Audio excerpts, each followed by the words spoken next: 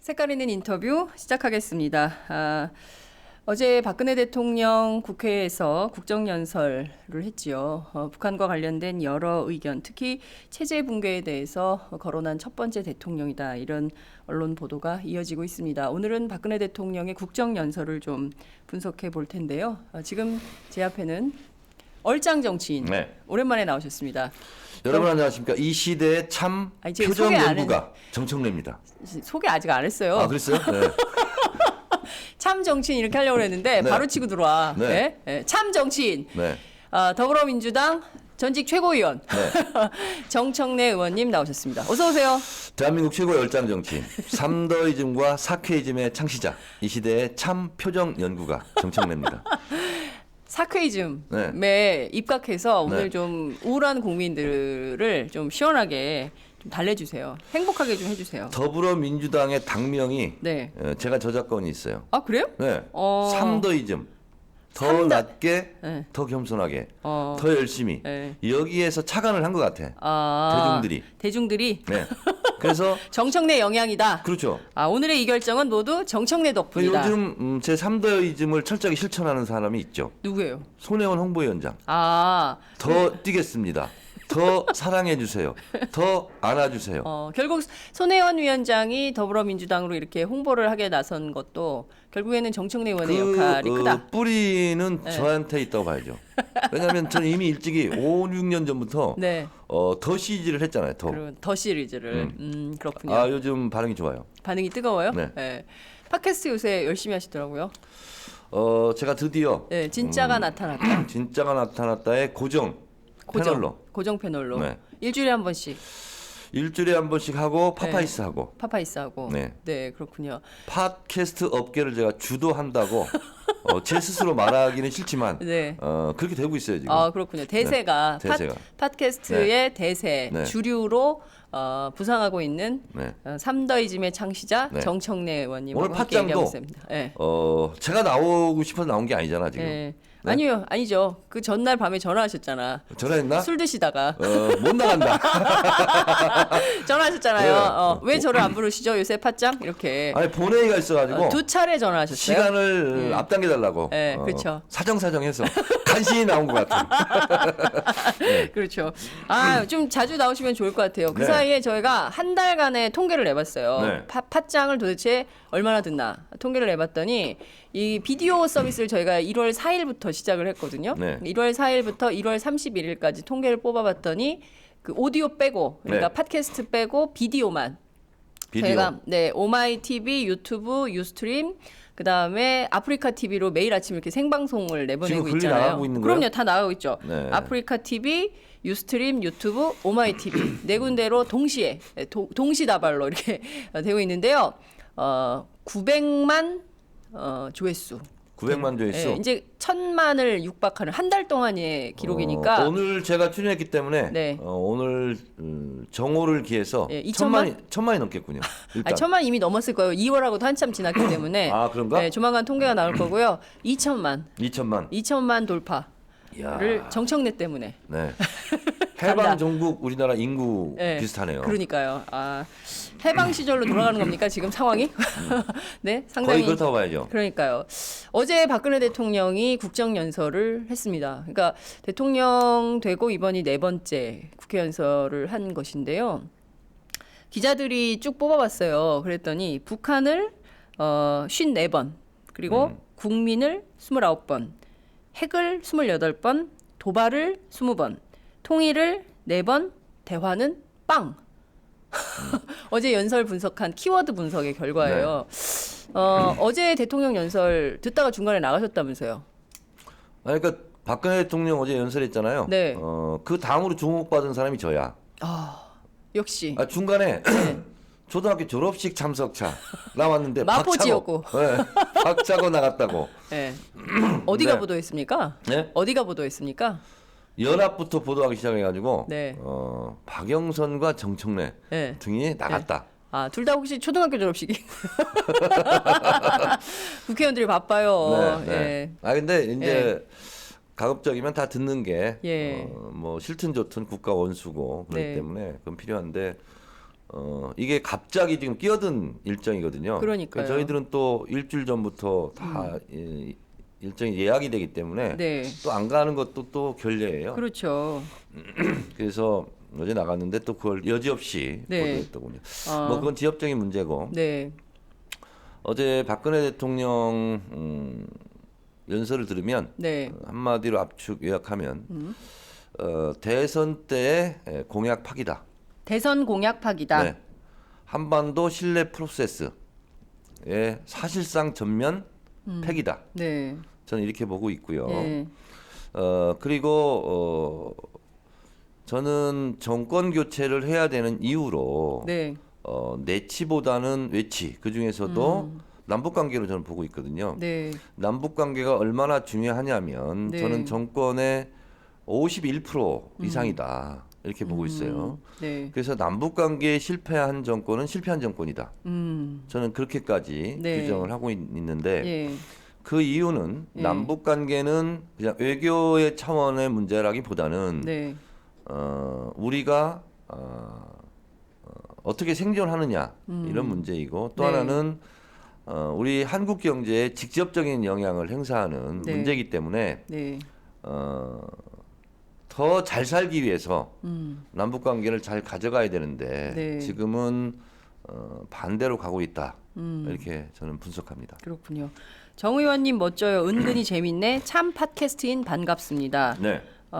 야당이 물러 터졌어요. 종편들 진짜 허위 사실 강하게 좀 제재해 주세요. 유유 이렇게. 하여튼 야당이 잘못하는 것이 있다면 네. 그것은 전적으로 다 제 책임입니다. 야당을 대표해서 사과드립니다. 오, 네. 대표 아니잖아요. 최고위원도 아니고. 그래도 무한 책임. 무한 책임. 네, 네. 야당 국회의원으로서. 참 책임인? 네. 이 시대에 참 솔직인. 참 솔직인. 네. 찌긴 솔직인. 여하튼 지금 하나하나 좀 보도록 하겠습니다. 네. 대선 공약 파기라고 하셨습니다. 3년 동안 유지해왔던 네. 기조예요. 한반도 신뢰 프로세스. 그리고 개성에 들어가는 문턱, 네. 통일대교를 지나가면 딱 그게 붙어 있잖아요. 표어가 네. 한반도 신뢰 프로세스를 통해서 평화를 정착하겠다. 그 표어도 이제 떼어내야 되죠. 그 표를 떼라. 네. 예. 떼어낼 수밖에 없죠.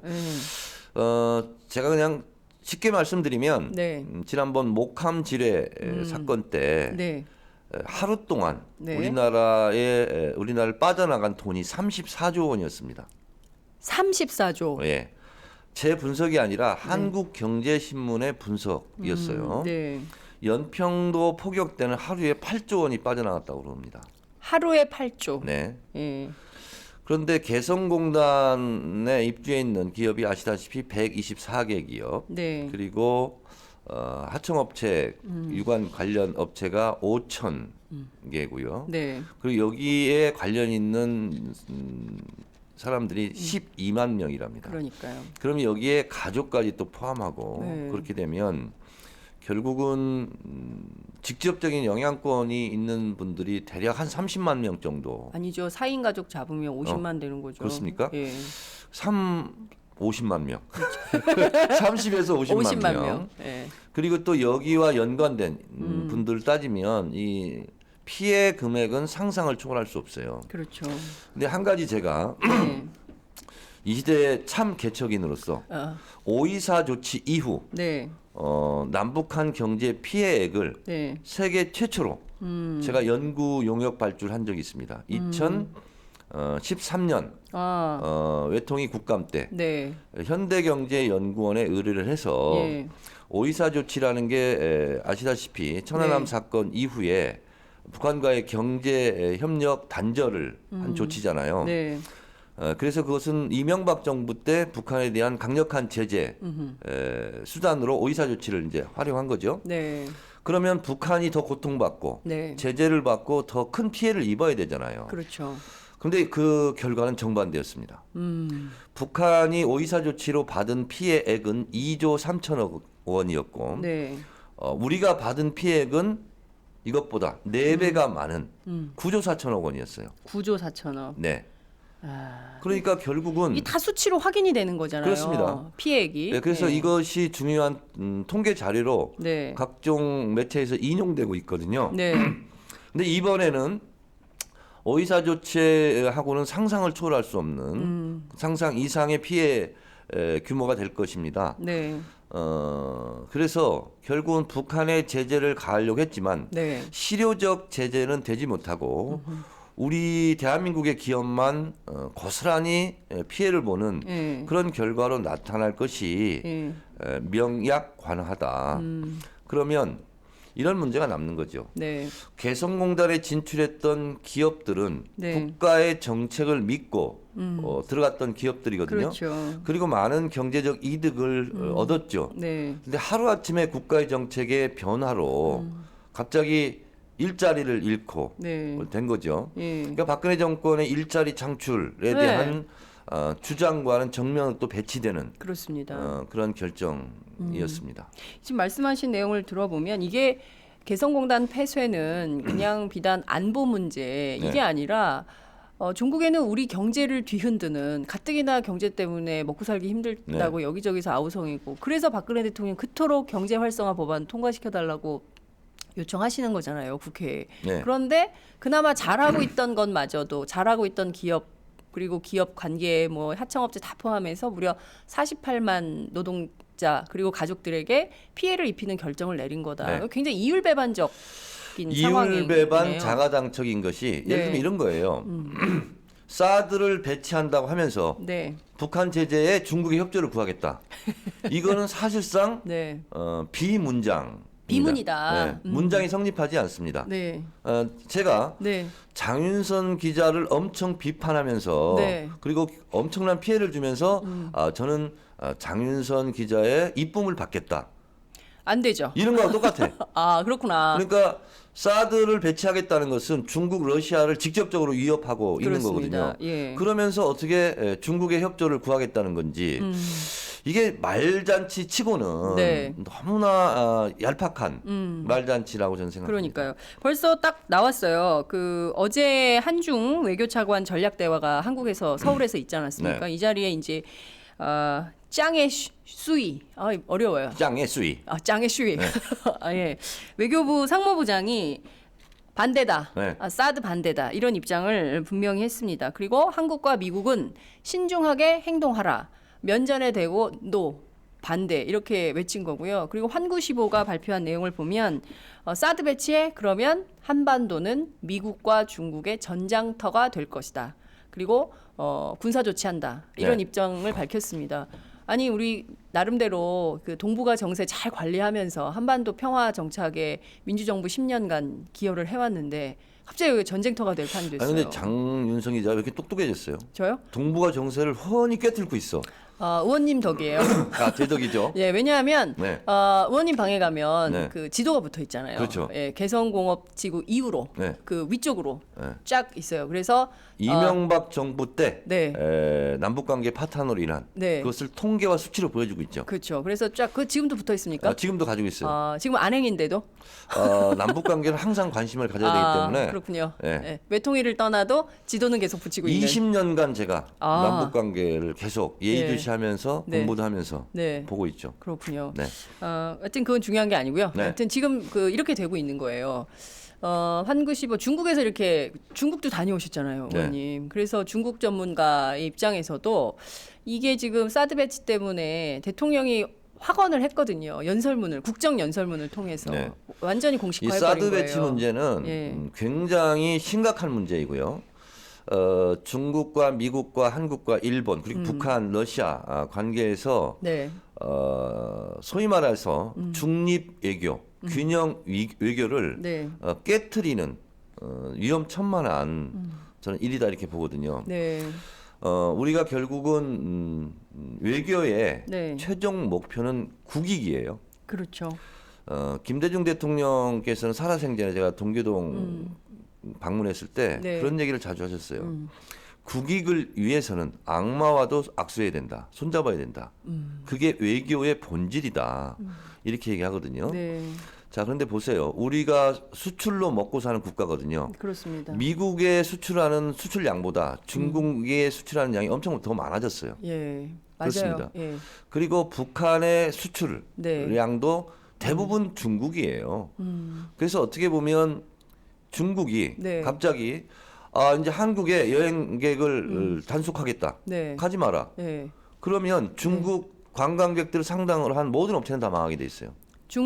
중국인 관광객을 상대로 한 뭐 네. 식당, 뭐 그렇습니다. 여행사, 그다음에 호텔, 네. 뭐 이런 데는 싹 다 문 닫게 되는 거예요. 중국은 공산 국가이기 때문에요. 네. 당이 결심하면 중국 국민들이 따를 수밖에 없어요. 자, 그리고 자, 이거 수출 우리가 있잖아. 수입을 한국산을 하고 있는데 네. 우리 한국산 수입을 하지 않겠다. 다른 나라 거 받아들이겠다. 그럼 우리는 어떻게 되는 거예요? 그럼 쌀 수입이 봉쇄되는 거예요. 그렇습니다. 그래서 중국 당국에서 한국에 대한 제재 조치를 네. 한다면 우리는 그 피해를 어떻게 또 감당하려고 하는지. 이게 고스란히 경제 문제예요. 그렇습니다. 그래서 외교는 네. 항상 있잖아요. 네. 우리가 말을 할 때 외교적 수사다 이렇게 얘기하잖아요. 맞아요. 직접적인 표현을 상당히 삼가합니다. 그리고 직접적인 행동을 굉장히 조심스럽게 해야 되는 거예요. 그렇습니다. 그래서 외교는 네. 단호한 대처 이런 것보다는 실제로는 두루뭉실 그리고 웬만하면 기분 안 나쁘게 네. 그리고 뭘 하더라도 서서히 예. 이렇게 해야 되는 거거든요. 네. 근데 대한민국의 대통령이 사드 배치를 논의하겠다 하는 것은요. 네. 중국으로서는 굉장히 외교적인 반을 봤을 때 쇼크를 일으킬 만한 예. 그런 일이죠. 그러니까 참 저는 작년에 박근혜 대통령이 중국에 가지 않았습니까? 그래서 이른바 뭡니까 성로 외교를 펼치면서 네. 상당히 중국과의 관계를 좋게 할 거다. 그래서 뭐 중국 경사론 얘기가 나오고 그래서 또 미국에 또 서둘러 가가지고 대통령 또 취임 이후에 중국부터 뭐 예, 이렇게 손짓하고 했잖아요. 근데 그 기조를 완전히 바꿔버린 그러니까 냉탕과 거거든요. 온탕을 지금 왔다 갔다 하는 거예요. 냉온탕. 외교라는 것은 굉장히 네. 경제도 마찬가지지만 일관성이 있어야 되거든요. 그게 저는 아무리 지금 남북 관계가 네. 어렵다 할지라도 갑자기 사드 배치를 논의한다는 것은 네. 앞으로 두고두고도는 중국과의 관계 속에서 화근이 될 것이다. 그렇군요. 지금 어찌됐든 4월 총선 앞두고 있고 내년 대선이 있지 않습니까? 네. 그러면 지금 박근혜 대통령이 사드 배치한다고 결정을 한다 하더라도 이것이 실질적으로 실행되는 것은 2019년에서 2020년 사이다라는 전망이 나오고 있는데요. 예컨대 정권이 바뀌면 이 기조도 바뀔 수 네, 있을까요? 그렇습니다. 예. 지금은 사드 결정한다 해놓고 지금은 뭐 배치를 하겠다라고 확언은 하지 않고 있고 예. 이제 사드 배치를 논의할 수 있다 네. 이거거든요. 근데 그 말도 중국의 심기를 상당히 건드린 일이죠. 네. 그래서 우리는 미국과 중국, 일본, 러시아 이 강대국 사이에서 네. 항상 이렇게 균형 외교를 해야 되는 그런 입장에서는 네. 상당히 국익상 커다란 손실을 가져올 수도 있는 네. 그런 일이다라고 저는 분석합니다. 정말 이게 답답한 상황인데요. 의견 뭐 확실히 인기가 짱이다. 그렇습니까? 막 들어오고 있어요. 종편들 허위 사실 강하게 좀 제재해 주세요. 삼더이즘과 사쾌이즘의 창시자 정청래 의원이다. 종편을 잡아야 돼요. 그래야 선거에 이깁니다. 사랑해요 정청래. 웬일이야 아침부터. 야당은 넘착해. 앞으로 좀 나빠도 됨. 선거는 어떻게 하게 되는 겁니까? 맞아요. 야당 힘이 좀 있어야 됩니다. 새누리는 막장으로 가는데 지지율은 왜 오르는 걸까요? 나는 이번에 반드시 2번에 투표할 거야. 공개적으로 막 이렇게 하시는 분도 계시고요. 대한세력이라는 강력한 시그널을 좀 주세요. 야당님, 정청래님. 국회의원을 남녀 각각 한 명씩 2명만 선출한다면 주저없이 남성은 정청래. 여성이 누구예요? 여성은 의수미? 의수미 의원을 선택할 것이다. 왜? 원칙과 소신, 진정성과 정직성, 능력과 권위 없는 소탈함. 꿀청래. 이 꿀청래? 꿀? 꿀 피부는 아닌데. 예, 정청래 의원님 사랑합니다. 정청래 의원님 사랑합니다. 아마 북풍 역풍이 불 겁니다. 사드 어디로 먼저 갈 것 같으세요? 사드는 한국에는 백해 무익입니다. 5분 뒤 회의해요. 죄송해요. 나갑니다. 이번에 반드시 식구들하고 친구들하고 같이 2번 투표할 겁니다. 야당이 너무 착해서 문제입니다. 제가 아까 네. 이 시대의 참 표정 연구가라고 그랬잖아요. 네네네. 지금도 방금 전에 네. 오늘 오마이 TV에 출연하기 때문에 가장 가까운 네. 월드컵 역에서 네. 월드컵요? 역에서 네. 인사를 해요. 6호선. 네. 네. 출근 인사를 하는데 네. 표정이 네. 100명이면 100명 다 달라요. 그래요? 이렇게 제가 인사하거든요. 네. 여러분 안녕하십니까? 국회의원 정청래입니다. 좋은 하루 되십시오. 이렇게 하잖아요. 그러면 표정이 다 달라. 전혀 무표정으로 이어폰 꽂고 네. 알면서도 그냥 지나가시는 분, 그리고 눈인사만 살짝 하시는 분, 땅바닥 보고 걸으시는 분, 그리고 저쪽 먼 산 보고 걸으시는 분, 그리고 일부러 막 뛰는 분 있어. 그런데 쭈삣쭈삣 정청래 의원하고 악수할까 말까 이렇게 망설이는 형이 있어요. 망설이는 형. 네. 그러면 저도 같이 망설여. 악수하자 할까 말까 할까 말까 하다가 악수를 하잖아요. 그러면 눈을 싹 마주치면서 저 팬이에요. 이렇게 얘기해요. 그렇군요. 그리고 가장 적극형. 네. 막 뛰어와. 그러면서 악수를 해. 먼저 손을 내밀고. 그럼 저는 장갑을 벗고 막 약간 기다리잖아. 그럼 서가지고 기다리면서 제 눈을 마주치면서 이번에 꼭 이기세요. 그런데 대체적으로 아침에는 이제 바쁘니까 제가 일부러 손을 내밀어서 악수를 청하지는 않아요. 그냥 눈인사만 하고 아이 컨택만 하는데 적극적으로 손을 내밀고 먼저 악수를 하시는 분들이 한 2-30분씩 돼요. 하루에 매일 아침에 1시간 동안 굉장히 많은 숫자예요. 그렇겠어요. 지난번 2012년 선거할 때 어떠셨어요? 그때보다도 훨씬 더 많은 거죠, 그게. 그러면서 대체적으로 그런 분들이 어떤 분들이냐면 팟캐스트 듣는 분들이에요. 저 팟캐스트 방송 잘 보고 있어요 하고 꼭 곁들여. 그렇구나. 그래서 팟캐스트의 영향이 굉장히 크더라고요. 그렇죠. 네. 팟캐스트 열심히 하자. 네.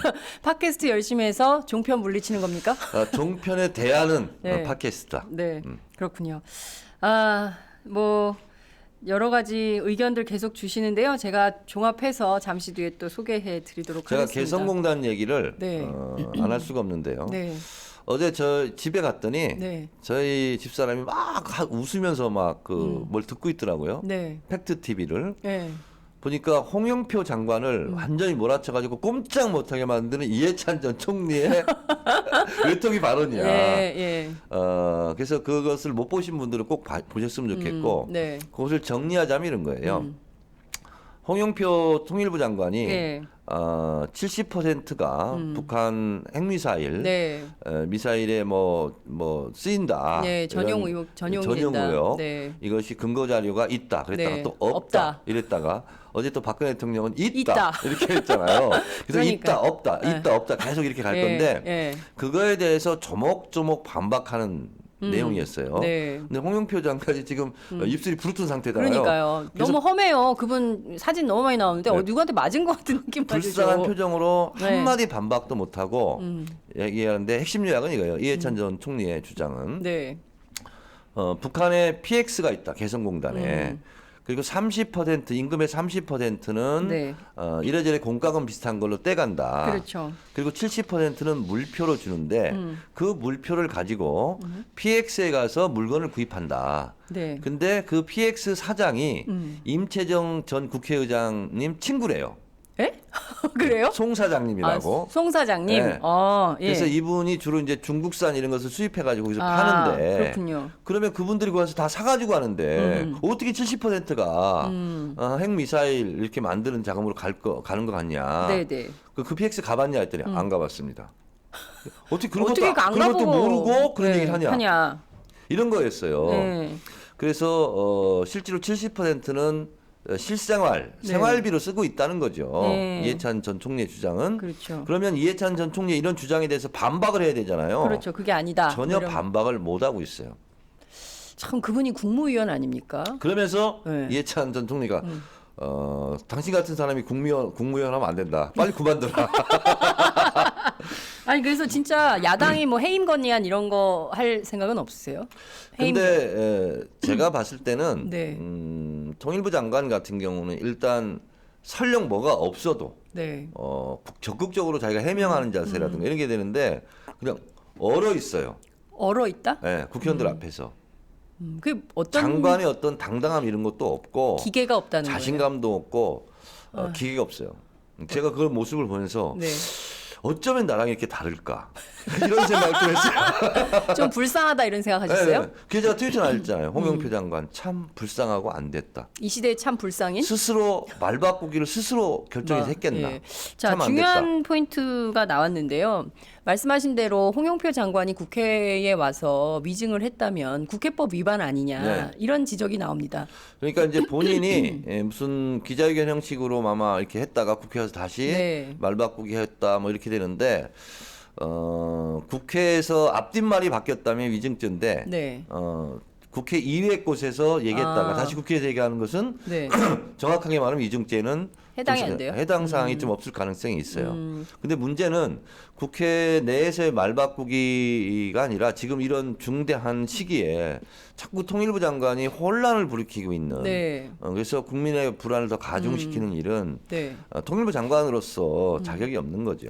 그런데 통일부 장관이 분명히 확증이 없다고 이야기를 했습니다. 전날. 네. 그런데 박근혜 대통령은 국정연설에서 또 있다고 얘기를 한 거거든요. 그러니까 그래서 이번 당 거는 지도부로 네. 흘러가고 있다고 파악하고 있다 이렇게 파악하고 있다. 네. 그러니까 뭐냐면 그 전- 파악됐다도 아니에요 지금.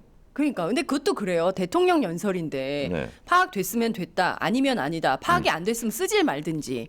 그러니까 파악은 네. ING인가 봐.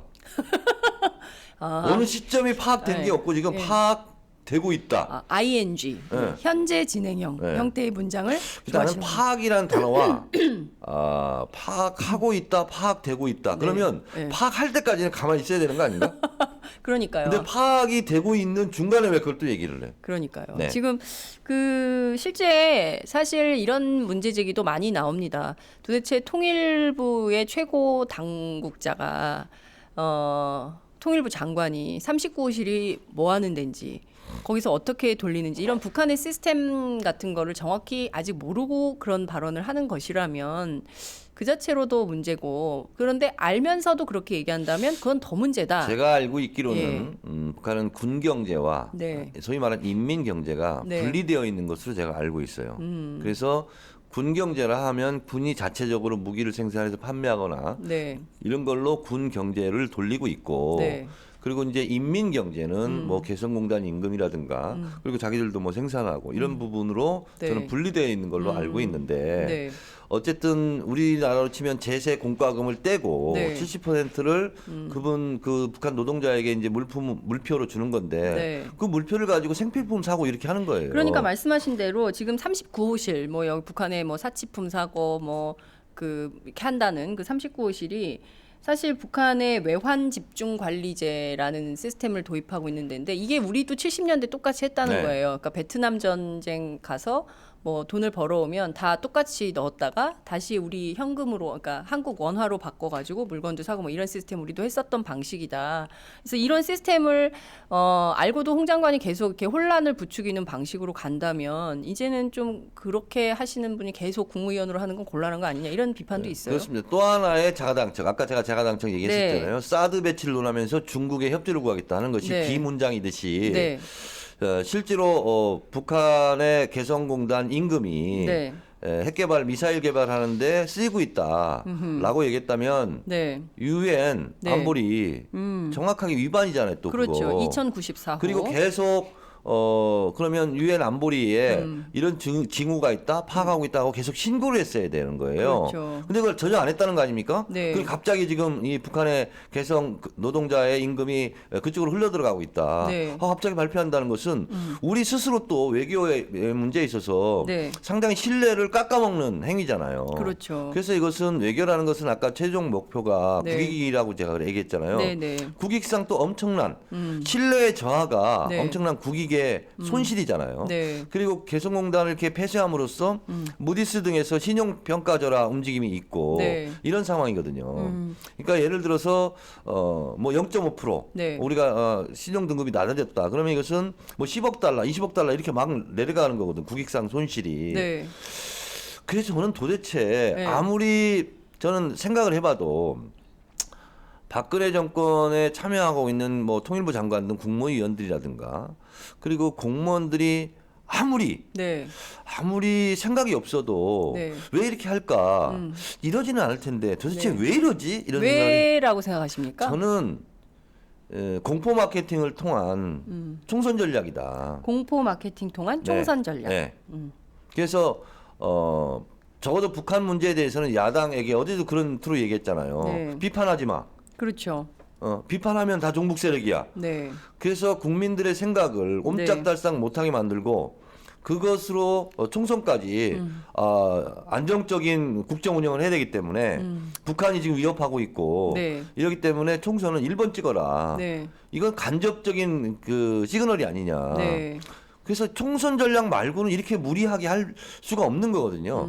그리고 총선 끝나고 자기들이 이기고 나면 네. 또 없었다는 듯이 또 우리 개성공단 또 재개를 위해서 협력하자, 뭐 협상하자 이렇게 또 나오지 않을까라고 저는 예상하고 있어요. 그런데 지금 단계에서 잠정 중단도 아니고 영구 폐쇄, 북한이 핵을 포기할 때까지 개성공단 폐쇄는 유지한다는 기조를 밝혔기 때문에 이 말을 번복하기는 어렵지 않을까요? 저는 네, 충분히 할 수 있다고 보세요. 박근혜 정권이 제일 잘하는 게 예. 뭐냐면 번복이에요. 제일 잘하는 게 번복이다. 네, 번복 정책. 번복 정책. 네. 대선 공약하고 번복해. 번복하고. 그리고 그때와 지금은 시기가 다르고 상황이 다르다. 예. 그리고 국가가 위기에 처했는데 대통령에 대해서 협력해야 되는 거 아니냐. 네. 그리고 이제 계속 종편들 이용해서 이제 또 국민들에게 또 협박하고. 예. 저는 이럴 거라고 봅니다.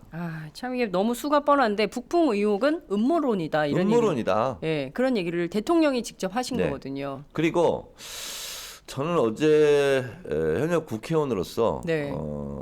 우리가 대통령에 대한 예의도 지켜야 되지만 네. 국회의원에 대한 예의도 같은 국민들이 뽑아준 그런 그렇죠. 헌법기관이기 때문에 네. 대통령도 국회의원에 대한 예의를 지켜야 됩니다. 네. 근데 마치 혼내듯이 네. 국회의원들의 선서를 네. 처음부터까지 다 읽으면서 네. 왜 이대로 안 해?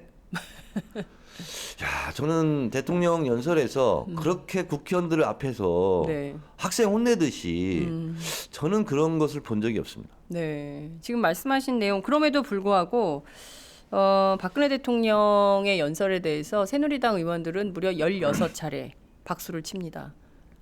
그리고 근데 되게 웃긴 장면도 있었어요. 어떤 장면이요? 박근혜 대통령이 이제 말을 했어요. 뭐 사드 배치, 뭐 규탄하면 북한이 수소폭탄까지 만들었습니다 했는데 몇 명이 박수를 쳤어. 네. 그러면 그 수소폭탄을 만든 걸 잘한 일인가? 그러니까 몇 명이 치다가 이대목이 이건 아니구나고 싹 사라졌어. 그 몇 명 누구예요? 잘 못 봤어요. 예? 근데 한 서너 명이 그냥 무작정 박수 치다가 그 박수 대목이 안 맞았던 거야. 그래서 박수 횟수에는 그게 포함되지 않았어요. 참 근데 그런 국회의원분들도 좀 걱정입니다. 예?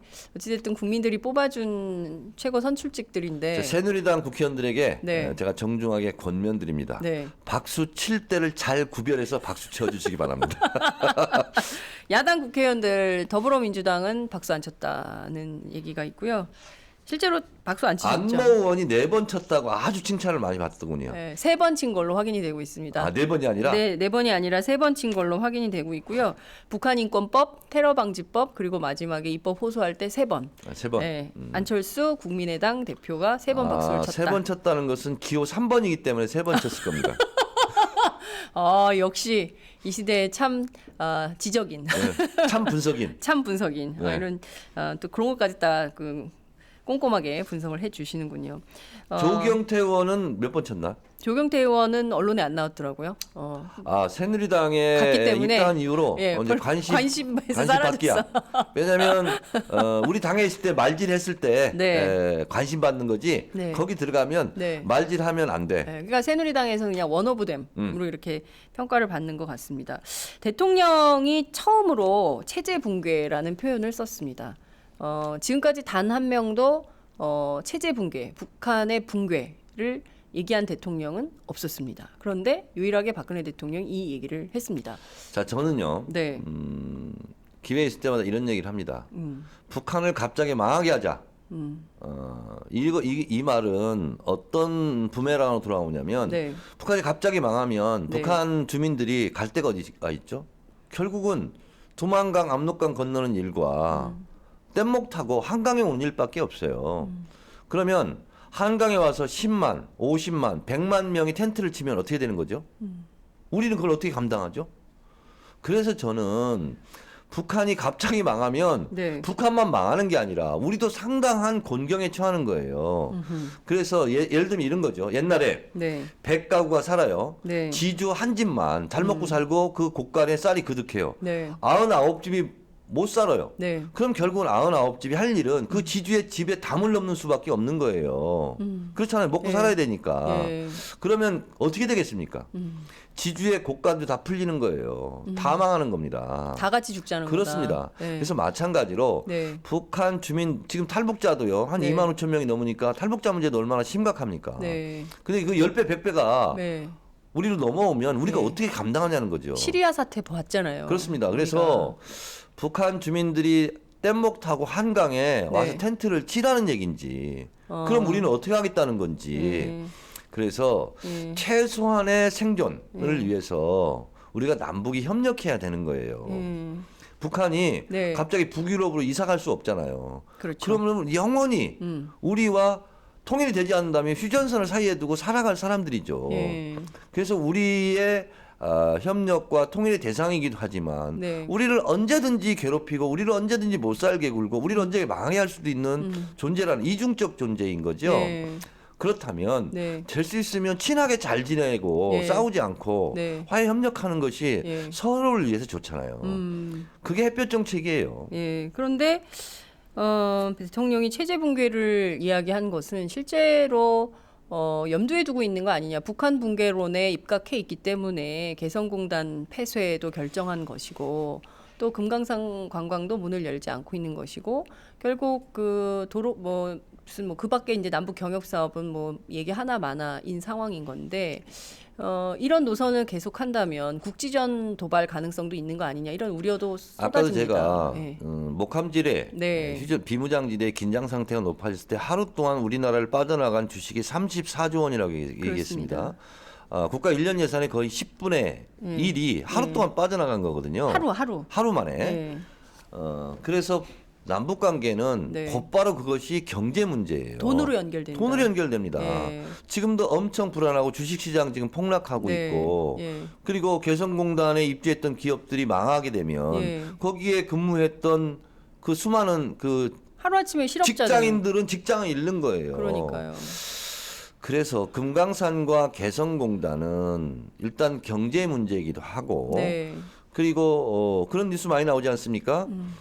개성공단이 들어서고 금강산이 들어섬으로써 그 휴전선과 금강산, 네. 개성공단 사이에 있었던 전진대 배치된 군사 시설과 군사 무기들이 후방으로 배치됐다가 다시 이제 개성공단 자체가 군사기지화 한다는 거 아닙니까? 그러니까요. 북한의 발표를 예. 보면 그러면 네. 전쟁의 위협이 더 높아진 거예요. 그렇죠. 그래서 개성공단과 금강산은 전쟁 방지턱이거든요. 전쟁 방지턱. 그렇습니다. 예. 이것이 전쟁 방지턱이 지금 사라진 겁니다. 연세대 어느 교수가요. 네. 남북이 전쟁이 일어나면 네. 우리가 입을 피해의 최소액을 산정해 놓은 게 있습니다. 전쟁 500만 명이 죽는다는 거 아닙니까? 500만 명. 그리고 경제적 피해는 물경 네. 1조라는 거 아닙니까? 경제적 피해 1조 그렇습니다. 500만 명. 25년 국가 예산이 날아간다는 거 아닙니까? 전쟁이 발발하면. 네. 자, 그래서 전쟁을 하고 안 하고 문제는 네. 북한에 대한 제재와 압력 이런 걸 떠나서 우리의 네. 생존의 문제인 거죠. 그래서 네. 우리 디펜스 21 김종대 편집장 같은 경우는 네. 이 지구 역사상 네. 전장의 한 복판에 그 나라의 인구의 50%가 몰려 사는 나라에 예가 없었다는 거 아닙니까? 수도권에. 네. 그럼 지금 그렇잖아요, 우리가. 그래서 우리는 네. 전쟁을 할 수도 없어요. 일어나서도 안 되는 일이지만 네. 인구의 절반이 네. 전장터 한 복판에 지금 몰려 살고 있거든요. 그래서 우리가 외교를 하든 무엇을 하든 어떤 행위를 했을 때 우리가 최대한 이익을 이끌어내는 것이고 네. 그리고 피해를 최소화시키는 것이 네. 외교의 최종 목표예요. 자, 그 박근혜 대통령이 북한 붕괴 얘기한 날이 2월 16일이에요. 네. 김정일 전 국방위원장의 생일이잖아요. 어제네. 네. 그런데 그날을 원하셨다면서요. 박근혜 대통령이. 그건 뭐 알 수가 없어요. 이종걸 원내대표가 양보했다라는 게 어제 그제 언론 보도 내용이거든요. 예. 국회 연설을 2월 16일로 예, 정해서 난 고난하고 싶다. 국방위원장의 생일날로 잡았다. 예. 이런 의도가 있었다면 그 자체로 좀 저는 네. 뭐 저희 집안 얘기해서 안 됐지만 네. 아니 국회의 관례라는 것이 여당 대표 다음 날 야당 대표잖아요. 근데 그렇죠. 여당 대표 그다음에 청와대 대통령 네.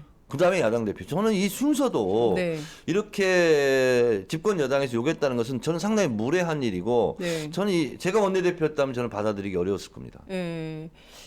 하려면 여당 대표 하는 날 했어야 되는 거 아니냐. 그렇죠. 예, 여당이 양보해야지. 왜 야당이 양보하냐. 그러니까 여당 대표 그 시간에 하든가. 네. 그런 것도 아니고. 예, 이게 도대체 뭡니까? 그러니까요. 그런 문제들을 계속 지적을 하는 것 같습니다. 개성공단 폐쇄 때문에 경제적 피해가 막중한 이 상황에서도 대통령이 지금으로서는 산출 불가. 산출 불가. 네. 네. 어찌됐든 경제적 피해가 막대하다라는 것은 이미 뭐 계산이 막 되고 있는 이런 상황입니다. 네.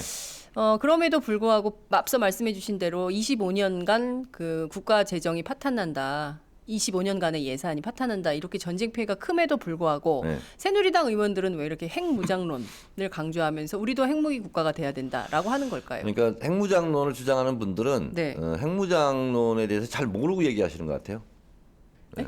잘 모르고 하시는 얘기 같아. 원유철 원내대표가 첫날 연설에서 그러니까 원유철 엄청나게 원내대표는 미국한테 엄청 혼나야 돼. 왜요? 미국도 핵무장론을 반대해. 큰일 나. 미국도. 그래서 미국도 그건 하지 말라는 건데 네. 계속 미국의 정책을 따르자고 하는 사람이 네. 왜 미국의 정책의 정면으로 반기를 들고 일어나는 거야? 네. 미국한테 한번 혼나고 싶어? 원유철 대표 미국한테 혼난다? 네. 이렇게 되는 거예요? 그러니까 우리가 핵을 가지면 네. 일본도 핵 갖겠다고 하지 않겠습니까? 그렇겠죠. 네, 그리고 네. 북한이 핵 가진 거에 대해서 네. 미국이 북한 니네는 핵 가지지 마 이렇게 얘기하는 명분도 사라지잖아요. 그렇죠. 다 그러니까, 가지는. 그러니까 네. 미국은 북한의 핵을 어떻게든지 제거하려고 네. 하고 있는 이 마당에 네. 미국의 입장으로서는 아니 북한 핵 가진 것도 지금 골치 아파 죽겠는데 네. 또 남쪽에서도 또 핵 가지려고 그래? 미국을 상당히 골치 아프게 하는 네. 거죠. 미국을 상당히 힘들게 하는 문제다. 원유철 원내대표 네. 미국의 심정을 잘 살펴보세요. 심기 관리를 좀 하세요. 네. 뭐 이런 겁니까? 그리고 네. 우리가 뭐 그냥 우리도 핵 갖자 이렇게 하는 것이 단순하게 그 순간은 속 시원할 수 있어요. 그러나 그러다 어쩌자는 거예요 도대체. 그러면 북한이 전쟁하자 그러면 우리도 그래 전쟁하자 해서 전쟁하시려고? 그건 아니죠. 그렇죠. 그래서 북한을 우리가 네. 어떻게 보면 형님의 입장에서 네. 인내하고 관리하고 그리고 자꾸 말썽 부리면 타일르고 네. 이래야 우리한테 피해가 최소화되는 거예요. 네. 성질대로 한다고 네. 그 순간은 속은 좋을지 모르나 결국은 네. 고스란히 우리가 네, 더 큰 피해. 더 큰 피해를 입잖아요. 예, 그러니까요. 그러니까 잘 관리를 하는 것이 중요하다라는 걸 아마 일반 시민들도 다 알고 계실 텐데. 저는 그래서요 박근혜 동네에서도 대통령이, 가끔 가다가 예. 골수 새누리당 당원인 것 같아. 네. 무조건 저한테 시비 걸어요. 어떻게 해요? 정청래원 그러고 막 욕하고 비판하고 그러면 네. 예 제가 죄송하게 됐습니다 이렇게 가야지. 네. 같이 멱살 잡고 싸우면 나만 손해야. 그렇잖아. 그렇죠. 맞아요. 예. 그래서 그냥 나는 피해. 예. 아니 근데 그 새누리당의 핵무장론이 사실은 뭐 이런 주장도 일각엔 있습니다. 박근혜 대통령 되고 취임 첫 해에 저도로 여름휴가 가셨잖아요. 그래서 모래 강바닥에 저도의 추억 이렇게 저도의 추억. 네, 이렇게 써가지고 화제가 됐던 적이 있는데. 난 저도 그래가지고 네. 나도의 존댓말인가 낮춤말인가 이렇게 생각했네. 저도의 네, 그 저도. 섬 저도. 예. 그래서 어쨌든 박근혜 대통령 굉장히 효녀로 평가를 받고 있잖아요. 그래서 아버님의 정책을 충실히 이행하는 딸로서의 대통령 뭐 이런 언론의 분석도 굉장히 많은데 박정희 대통령이 굉장히 핵 무기를 가지려고 했으나 앞서 말씀해 주신 대로 미국의 반대로 그게 무산되지 않았습니까? 그래서 이번에는 아버지가 못다 이룬 꿈 핵무장 국가를 박근혜 대통령이 좀 해보려는 뜻이 새누리당 원유철 원내대표 등을 통해서 계속 확산되는 거 아니냐. 그리고 조선일보가 오늘 이런 보도를 했습니다. 한국이 결심하면 2년이면 핵무기 만들 수 있다. 이런 보도까지 지금 하고 있습니다. 참 이게 네. 이제 우리가 이렇게 정면 오른 방향으로 가다가 네. 살짝 1도 2도 이렇게 비껴나다 보면 그 감각이 없어지는 거거든요. 박근혜 대통령은 뭐 안보 불감증을 얘기했는데 저는 역으로 얘기한다면 실제로 안보 불감증을 박근혜 대통령은 주장하고 있지만 우리는 민주주의에 대한 불감증 역사에 대한 불감증 네. 이런 게 있지 않나. 끊임없는 이런 공세로. 네. 그래서 우리가 보면 얼마 전의 일이에요. 국정교과서. 네. 좀 무관계해졌어요 지금. 그리고 위안부 굴욕 협상. 네. 이것도 어떻게 보면 지금 무관계해져 가고 있는 거예요. 언론의 보도 양도 급격히 줄였고. 왜냐하면 계속 날마다 큰 이슈가 나와가지고 그러니까 그 따라가다 보면 악을 악으로 덮는 거 아니냐 이거. 더 센 악으로 계속 덮는 거. 그렇죠. 그래서 그런 형국이 지금 벌어지고 있어서 그런 부분에 대한 국민에 대한 불감증을 네. 조장시키려고 하는 의도 아니냐. 저는 이런 생각도 하고 있는 거예요. 네, 말씀하신 대로 요새 팟짱 듣다가 화가 나가지고 중간에 끝나는 분들이 많으세요. 네. 못 듣겠다는 거예요, 끝까지. 도대체 이 나라가 어떻게 되려고 이러냐, 정말 걱정이다. 자, 근데 우리가 분명히 할 것은 네, 북한이 핵을 개발하는 것은 우리의 입장으로 규탄해야 마땅한 일이죠. 네, 그리고 김대중 대통령이 햇볕 정책을 했지만 네. 실제로 서해상에서는 강력한 응징 이런 걸 했잖아요. 그렇습니다. 근데 예를 들면 연평도 포격 때 네. 우리 거기서 계속 생중계 보고 있었잖아요. 네, 포 쏘는 맞아요. 거. 근데 우리는 다 한 방도 못 쐈어요. 그렇잖아요. 네, 아니 단호한 대처를 하려면 그때 즉각 응사를 해야 되고 네. 그리고 우리도 포도 쏘고 그렇게 해야 되잖아요. 네. 그래야 우리도 단호한 조치가 되는 거예요. 말만 하지 말고 단호한 대처 하란 말이에요. 네. 자, 그러나 아무리 어려워도 또 협상을 해야 되는 거예요. 그렇죠. 그래서 단호한 대처와 대화의 끈을 놓지 않는 것, 네. 이것이 균형 잡힌 감각이거든요. 네, 당근과 채찍. 그렇습니다. 네, 그래서 강력한 응징과 안보에 대한 대처, 응징 이런 것은 필요해요. 네, 왜? 협상을 위해서도 필요하거든요. 네. 근데 이걸 놔버리면 네. 더 이상 우리는 물러설 자리가 없게 되는 거예요. 외교는 저는 그렇게 하는 게 아니라고 봅니다. 마지막으로 이거 한 가지 여쭐게요. 어찌됐든 그 북한에 대해서는 대화와 협력 네. 그리고 협상으로 풀어야 된다. 그리고 응징할 때는 응징해야 된다. 이런 네. 노선이 분명한데 김종인 대표께서 네. 최근에 계속 북한 괴멸론을 또 네. 강조하셔서 네. 당내에서 좀 입장의 차이가 극명해지는 거 아니냐라는 언론의 진단이 있습니다. 네. 어떻게 보세요? 저는 그 얘기를 직접 들었어요. 어떤 뜻으로 그런 말씀을 하셨는지. 네. 했더니 직접 찾아가서 여쭈셨어요? 어떻게 우연히 이렇게 만났어요. 아, 복도에서? 예, 예. 복도 장소는 모르겠어. 근데 이제 제가 이렇게 물었어요. 북한이 대화의 네. 장, 협상의 장에 나오지 않고 자꾸 이렇게 무력 도발을 한다면 네. 북한 스스로 고립돼서 자멸하는 거 아니냐라는 뜻으로 얘기하지 않았느냐라고 네. 제가 해석을 다 붙여주셨네. 물었더니 그런 뜻을 했다고 그러더라고요. 네. 그런 뜻으로 한 네, 것이다. 네. 그렇군요. yes, no 이것만 받으신 겁니까? 아니 그렇게 제가 들었어요. 아, 그런데 그 의견은 저도 동의거든. 네. 그 의견은. 네. 그래서 계속 이렇게 셀프 고립 작전 그리고 자꾸 이렇게 국제사회를 향해서 충격 요법 네. 뭐 이렇게 하는 것은 네. 북한으로서도 이롭지 못하다 이런 생각이 드는데 네. 이제 북한의 주장은 이거예요. 뭐냐면 우리는 위성을 쐈다. 네. 그리고 이미 신고를 했다. 네. 이렇게 지금 북한은 주장하고 있는 거 아니에요? 네. 이제 거기에 대한 명확한 입장은 유엔에서는 나오지 아직 않고 있는 것 같아요. 그렇군요. 그러니까 북한의 주장에 대해서 유엔이 어떻게 해석하고 하는지는 우리가 조금 더 지켜봐야 될 문제가 그렇습니다. 같습니다. 유엔 결의안 중에 하나가 대북 제재 결의안 중에 하나가 육자회담 재개였지 네. 않습니까? 마찬가지로 이번에 북한이 로켓 발사를 하고 또 4차 핵실험을 한 것은 미국 대선에 어쨌든 노이즈 마케팅을 통해서라도 네. 우리 문제를 좀 해결해 달라. 결국에는 북미 대화를 원하는 거 아니냐. 북미 관계 정상화에 북한의 요구가 있다. 그러면 결국 한국 정부도 거기에 입각해서 육자회담 틀을 만들고 대화와 타협으로 풀 수 있는 길을 만들어줘야 되는 거 아니냐라는 전문가들의 진단이 있는데 그거는 지금 전혀 받아들일 태세가 아닌 것 같아요. 2005년도에 네. 9.19 공동성명이라는 게 있습니다. 그 9.19 공동성명 몇 달 전에 네. 정동영 통일부 장관이 북한에 가서 김정일 국방위원장과 만나죠. 4시간 넘게 그렇습니다. 대화를 한 적이 있습니다. 예. 그때 김정일 위원장이 했던 얘기가 있어요. 우리가 남북철도 연결하자 그랬더니 네. 혁명의 수도 평양을 남쪽 철도가 통과하려면 응당한 대가가 있어야 됩니다. 네. 그 응당한 대가 그럼 뭐냐? 북미대와 북미수교였어요. 그리고 북일대와 북일수교. 네. 그리고 미국의 입장에서는 네. South Korea is old friend, North Korea is a new friend. 뉴 프렌드. 네.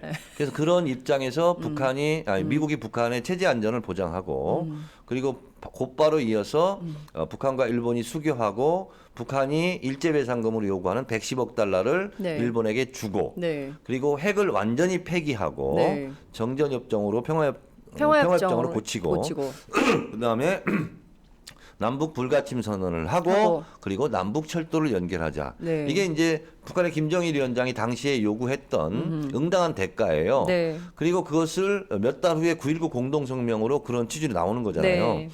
그래서 우리가 9.19 공동성명을 북한도 지켜라. 네. 이렇게 얘기하고 그렇죠. 미국도 지켜라. 이렇게 얘기하고 네. 우리도 지키자. 네. 이렇게 얘기해서 서로 지키면 네. 지금의 긴장 상태는 상당히 완화할 수 있죠. 그렇군요. 네, 저희가 북한 오늘 전문가로서 네. 9.19 공동성명을 예. 마지막으로 말씀드렸습니다. 그렇군요. 권하겠습니다. 한국 정부, 미국 정부, 북한 정부 네. 공의 팟짱 명의로 네. 오늘 성명을 발표하겠어요. 장윤선 기자 네. 명의로 성명을 발표하겠어요. 성명 발표하세요. 지금부터 참 지킴이가 되라. 네. 참 지킴이가 돼서 9.19 공동성명 2005년 9.19 공동성명의 그 자세로 돌아가라. 그 정신으로 돌아가라. 그 정신으로 돌아가라. 안 그러면 다 같이 망한다. 네. 죽는다. 네. 같이 살자. 네. 얘기했잖아요. 리퍼트 대사가 Go together.